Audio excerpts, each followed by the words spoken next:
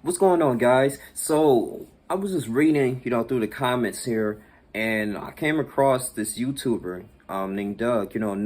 Northport, live from Northport, and for the most part, he just make a lot of true crime videos in a live Northport area in Florida.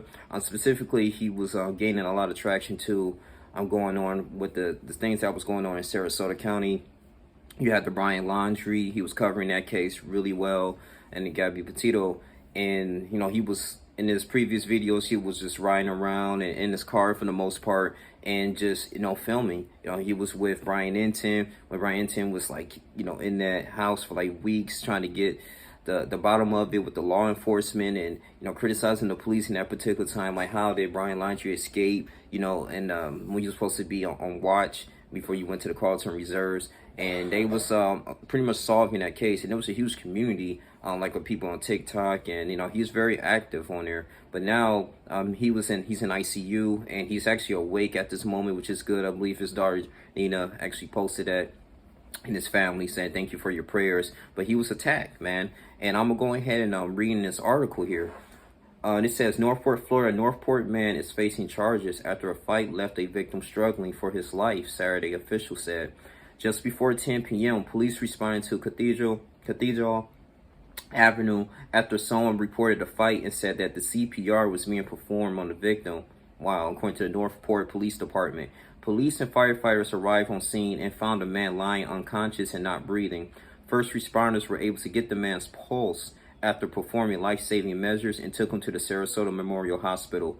Witnesses later identified 49-year-old Jason Sternquist. I was told that he had a YouTube. I was trying to find his YouTube channel as well. They said the man who attacked the victim, and the arrest report shows Sternquist and the victim had been involved in a feud for the past few years and had previous run-ins. So it seemed like they knew each other. And the witness told police when the victim arrived home, called a neighbor to report Sternquist has been seen driving around the neighborhood. Video evidence shows Sternquist arguing with the victim, who was sitting in a car in front of a home on the street, when Sternquist suddenly reached into his car and he took the victim's phone from his hand, and police said a fight ensued shortly after. Two witnesses reported seeing the 49-year-old in a physical fight with the victim before they intervened and pulled Sternquist away. The victim, who neighbors said has known heart issues. I think he was actually reporting that too when he was making YouTube videos, that he had heart issues. Doug. And yeah, it's only a matter of time. He couldn't even get into no physical altercation. It's crazy, man. So what's left lying on the ground while Sternquist drove off, investigators said. Sternquist is facing charges of battery and burglary of occupied conveyance, and the victim remains in the intensive care unit at Sarasota Memorial Hospital main campus. Police said additional charges are pending. Yeah, these are actually some serious charges, especially with the burglary of occupied conveyance in the state of Florida. That can be a fine to up to $5,000 to $10,000. Minimum of 21 months in jail. And what the thing is that they got him with that because he was in this man's vehicle. Well, reached into this man's vehicle and took his phone, and then they began to fight. That was just invading his privacy and everything. So that can be, and it can be railroads, it can be a car, it can be a motor vehicle, anything. Motorcycle, and that's very serious. He was convicted, I believe, maximum up to 15 years in prison. So we have to really see if this this trial goes, in court, in a civil case or criminal case. I'll say this in effect, man. But I'm glad that he didn't lose his life. At first, this could have been really deadly. He could have literally just been gone. And I know the stuff that he does is dangerous. And he has over like 26,000 subscribers, doing pretty well on YouTube. And I just wish the best for him, especially in his family, man. He got wife, kids. You want him to continuously to stay and be alive as long as possible, right? And enjoy the fruits of his labor. But I'm just trying to figure out whatever they were arguing with, like, it could have easily been squashed, I truly believe. And it's just unfortunate, man. He just took it to that level. But I'm just glad that Doug is okay. He's awake from the ICU until I get any more information, according to his fans.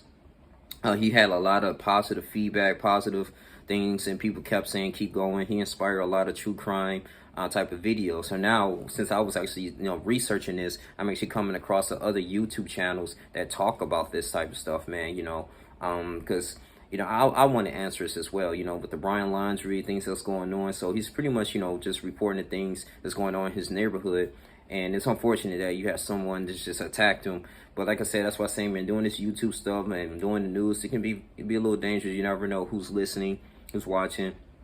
I'm not saying he should be aware of his surroundings, because obviously he had previous run-ins with this dude, but maybe a restraining order or something, once he gets rested up and healed. I'm pretty sure we're going to hear, I would love to hear his testimony once he gets healed from the hospital and the medical personnel do what they need to do. But man, this could have been really, really horrible, man.